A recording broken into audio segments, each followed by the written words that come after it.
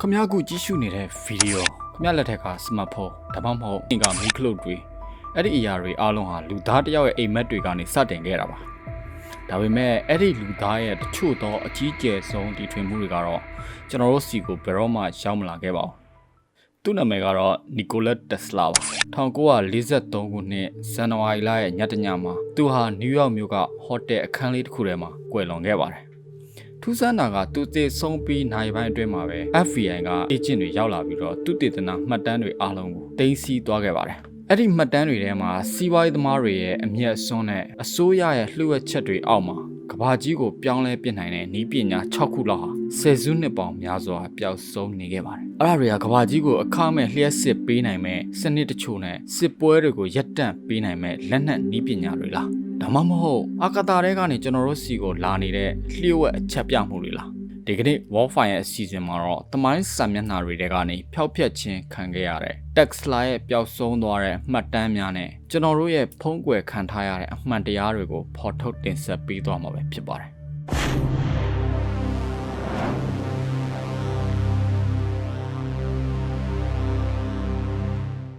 Tesla ကွယ်လွန်သွားပြီးနိုင်ပိုင်းအတွင်းမှာပဲ American အစိုးရရဲ့ Alien Property Custodian ရုံးက agent တွေဟာ Tesla ရဲ့ပစ္စည်းမှန်သမျှကိုချိတ်ပိတ်သိမ်းဆည်းခဲ့ပါတယ်။တရားဝင်ထုတ်ပြန်ချက်အရတော့ဒီမှတ်တမ်းတွေကိ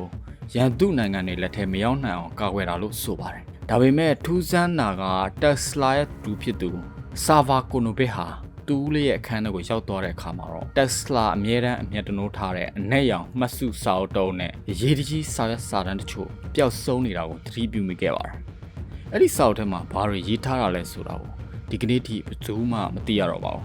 ။ FBI ကတင်ဆက်သွားတဲ့ Tesla ရဲ့အဖို့တန်မှတ်တမ်းတွေကို MIT ကနာမည်ကြီးပါမောက္ခဂျွန်ဂျီထွန့်ကိုစစ်ဆေးခိုင်းခဲ့ပါတယ်။ဂျွန်ဂျီထွန့်ဆိုတာကတော့အခုလက်ရှိအမေရိကန်သမ္မတ Trump ရဲ့ဦးလေးပါ။သူကတော့ဒီနည်းပညာတွေဟာလက်တွေ့အသုံးချလို့မဖြစ်နိုင်ဘူးလို့အစီရင်ခံစာတင်ခဲ့ပါတယ်။ဒါပေမဲ့ဒီမှတ်တမ်းတော်တော်များများကို FBI ကနှစ်ပေါင်းများစွာကြာအောင် top secret အဖြစ်လျှို့ဝှက်ထားခဲ့တာကြောင့်သူတို့တကယ်ပဲတစ်ခုခုစမ်းသပ်နေတာလားဆိုတဲ့တန်တရားတွေထွက်ပေါ်လာခဲ့ပါတယ်။အစိုးရကတင်ဆက်သွားတဲ့ file ပေါင်း80ကျော်ထဲမှာလူသားမျိုးတွေရဲ့အနာဂတ်ကိုပြောင်းလဲပေးနိုင်တဲ့နည်းပညာ6ခုလောက်ပါဝင်နိုင်တယ်လို့ပညာရှင်တချို့ကယူဆထားကြပါတယ်။တစ်ခုကဆိုရင် telephone လို့ခေါ်တဲ့လက်နက်နည်းပညာတစ်ခုပါဒါရိုးရိုးလက်နက်မဟုတ်ပါဘူးလေတူတွေကလျှက်စစ်အမှုန်တွေကိုအစမတန်အားမြင်ပြီးတော့ပြစ်လွတ်တာပါ Tesla ကဒါကိုငိမ့်ညမ်းရေးလက်နက်လို့အမည်တက်ခဲ့ပါတယ်ဘယ်နိုင်ငံကမှကျူးကျော်လို့မရအောင်ဒီအလင်းနှန်းတွေနဲ့ကာကွယ်ထားနိုင်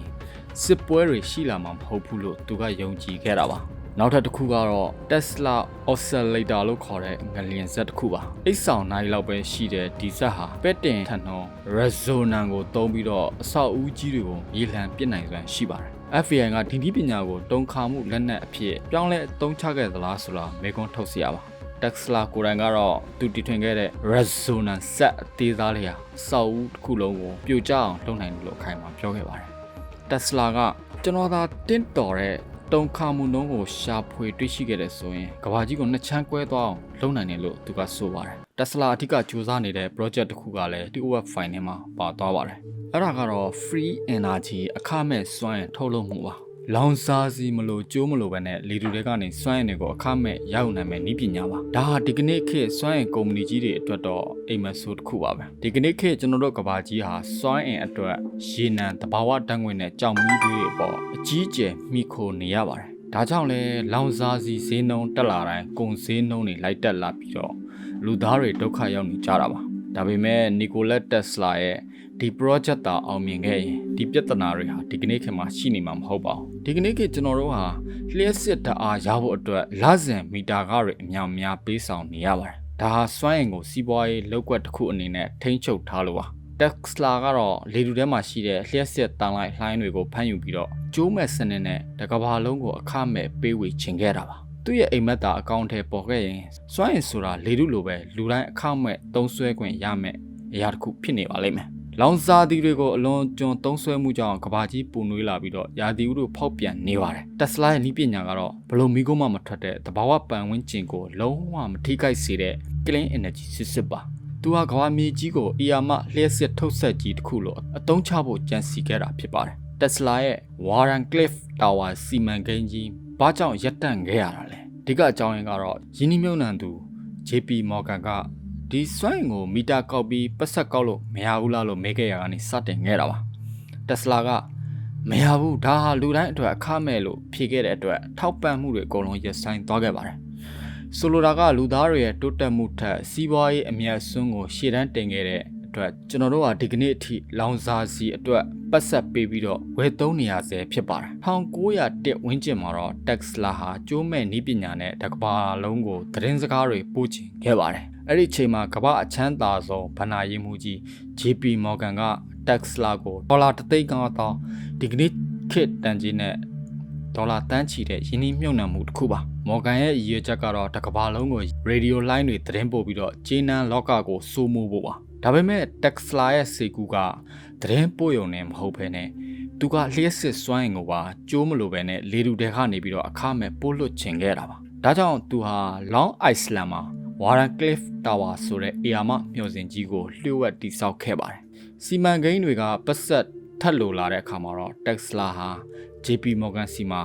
ငွေထက်ချေးဖို့တွားရောက်ညှိနှိုင်းခဲ့ပါတယ်အဲ့ဒီချိန်မှာ JP Morgan က Tesla ရဲ့တကယ့်ရည်ရွယ်ချက်ကတစ်ကမ္ဘာလုံးကိုအခမဲ့လျှက်စစ်ပေးဖို့ဆိုတာကိုသိသွားပါတယ် Morgan က Tesla ကိုအရန်အေးဆက်ပြီးတော့ပြတ်သားတဲ့မေးခွန်းတစ်ခုမေးခဲ့တယ်လို့ဆိုပါတယ်အဲ့ဒါကတော့ခုနကပြောခဲ့သလိုပဲ Tesla ခင်ဗျားရဲ့ဒီစနစ်ကနေလျှက်စစ်ထုတ်လုပ်ပေးတဲ့အခါကျွန်တော်တို့ကဘယ်ကနေမီတာတွတ်တက်ရမှာလဲဆိုတဲ့မေးခွန်းပါ Tesla ကဒါဟာတဘောကပေးတဲ့စွမ်းရည်မလို့ဘသူမဆိုအခမဲ့သုံးစွဲနိုင်မှာပါလို့ဖြေကြားခဲ့ပါတယ်ဒီစကားကိုကြားလိုက်ရတဲ့အခါမှာတော့ Morgan ဟာချက်ချင်းပဲငွေကြေးထောက်ပံ့မှုကိုရပ်ဆိုင်းလိုက်ပါတယ် Morgan ရဲ့အတွေးတွေကပတ်ဆက်ကောက်လို့မရတဲ့အရာကိုငါကဘာလို့ယင်းနှမြုံနှံနေရမှာလဲဆိုတဲ့အတွေးပါဒါတည်းမကသေးပဲနဲ့အခြားယင်းနှမြုံနှံသူတွေကပါ Tesla စီမှာပတ်ဆက်မထဲဖို့တားဆီးခဲ့ပါသေးတယ် JP Morgan နဲ့ Nikola Tesla တို့ရဲ့ဆက်ဆံရေးဟာသိပ္ပံပညာရှင်တယောက်ရဲ့အိမ်မက်နဲ့စီးပွားရေးသမားတယောက်ရဲ့လက်တွေ့ဘဝထိတ်တိုက်တွေ့ဆုံမှုပါပဲနောက်ဆုံးမှာတော့ Wardenclyffe မျှော်စင်ကြီးဟာအကျွေးတွေကြောင့်ဖျက်ဆီးခံလိုက်ရပြီးတော့ Tesla ရဲ့အကြီးကျယ်ဆုံးအိမ်မက်ဟာလည်းပြာကျသွားခဲ့ရပါတယ်။တမိုင်းပညာရှင်တွေကတော့ JP Morgan ရဲ့ဆုံးဖြတ်ချက်ဟာလူသားမျိုးနွယ်ရဲ့တိုးတက်မှုကိုအနှစ်100လောက်နောက်ကျသွားစေခဲ့တယ်လို့ဆိုပါတယ်။တကယ်တော့အနှစ်200လောက်ကိုနောက်ကျသွားစေတာပါ။သိပ္ပံပညာရှင် Tesla ကလူသားအလုံးအတွက်အလင်းရောင်ကိုမျှော်လင့်ခဲ့ပေမဲ့စီးပွားရေးသမား Morgan ကတော့အမျက်ဆုံးကိုသာကြီးခဲ့တာပါ။ Morgan က Tesla ကိုပြောခဲ့တဲ့နောက်ဆုံးစကားဟာငါကပတ်ဆက်ကောက်လို့မရတဲ့နေရာမှာယင်းနှမြုံနှံမှာမဟုတ်ဘူးလို့ပြောခဲ့တာပါဒီကနေ့ခေတ်မှာကျွန်တော်တို့ဟာလျှက်စစ်မီတာကားတွေပေးဆောင်နေရတာရေနံနဲ့လောင်စာစီနှုံးတွေအောက်မှာပြဝင်နေရတာပါအဲ့ဒီနေ့က Morgan ရဲ့မေခွန်းတစ်ခုကြောင့်စတင်ခဲ့တယ်ဆိုရင်ကျွန်တော်တို့လက်ခံရမှာပါ Tesla ရဲ့မှတ်တမ်းတွေထဲမှာ Speed Drive လို့ခေါ်တဲ့အာကာသယာဉ်ဒီဇိုင်းတွေလောင်စာမလိုပဲပြန်တန်းနိုင်တဲ့နည်းပညာတွေအဲ့ဒါတွေဟာခုထိလှုပ်ဝက်ချက်ဖြစ်နေပြီးတော့Tele Automation လို့ခေါ်တဲ့အလိုလျောက်စက်ရုပ်စနစ်ဟာဆိုရင်လွန်ခဲ့တဲ့နှစ်ပေါင်း100ကျော်ကလေးကလူသားတွေလိုစဉ်းစားတွေးခေါ်နိုင်တဲ့စက်ရုပ်တွေနဲ့အဝေးထိန်းစနစ်တွေကိုသူကပုံစံထုတ်ခဲ့တာပါဒါဒီကနေ့ခေတ် AI ရဲ့အစာအုပ်လို့တောင်ဆိုနိုင်ပါတယ်လူတရားရဲ့စေကူးထဲမှာမြင်အောင်နေတဲ့ပုံရိပ်တွေကိုမျက်ကြည်လွှာကနေတဆင့်ဓာတ်ပုံရိုက်ယူနိုင်မဲ့နည်းပညာတွေကိုလည်း Tesla ကစမ်းသပ်ခဲ့ပါသေးတယ်လူတော်များများကရေဒီယိုကို Guglielmo Marconi ကတီထွင်ခဲ့တယ်လို့သိကြပါတယ်ဒါပေမဲ့မာကိုနီဟာ Tesla ရဲ့မူပိုင်ခွင့်18ခုကိုခိုးယူသုံးစွဲခဲ့တာပါမာကိုနီကရေဒီယိုလှိုင်းကိုပထမဆုံးပို့လွှတ်နိုင်တဲ့အချိန်မှာ Tesla က ACC နဲ့ပဲသူဟာငါ့ရဲ့မူပိုင်ခွင့်18ခုကိုယူသုံးထားတာပဲသူ့ကိုဆက်လုပ်ခိုင်းလိုက်ပါလို့ပြောခဲ့ပါတယ် Tesla ကွယ်လွန်သွားပြီးနောက်နှစ်ပေါင်းများစွာကြာမှသာအမေရိကန်တရားရုံးချုပ်က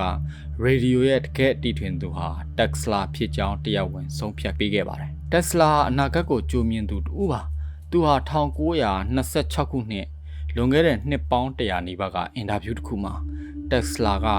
အခုခေတ်စမတ်ဖုန်းတွေအကြောင်းတွေကိုတိတိကျကျဟောကိန်းထုတ်ခဲ့ပါတယ်။သူပြောတာကတနေ့မှာလူတွေက